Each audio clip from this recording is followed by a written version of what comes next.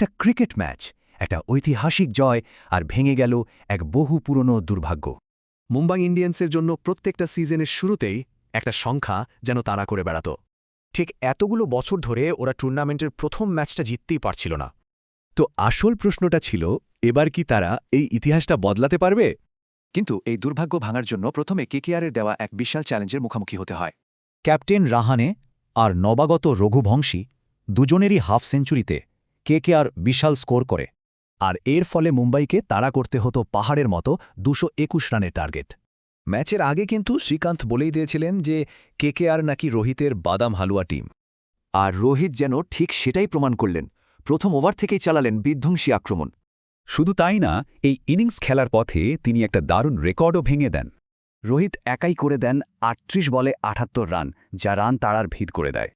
আর অন্যদিকে তার পার্টনার রিকেলটনও কম যাননি, 43 বলে করেন 81।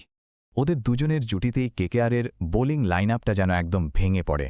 ফাইনাল স্কোর কার্ডটাই বলে দিচ্ছে বাকি গল্পটা। মুম্বাই কিন্তু হাতে বল রেখেই ম্যাচটা জিতে নেয়। আর এই জয়ের সাথেই মুম্বাই ইন্ডিয়ান্স ভাঙে তাদের সেই দীর্ঘদিনের দুর্ভাগ্য। তথাকথিত স্লো স্টার্টার্সদের জন্য এটা ছিল এক ঐতিহাসিক জয় দিয়ে মৌসুমের শুরু।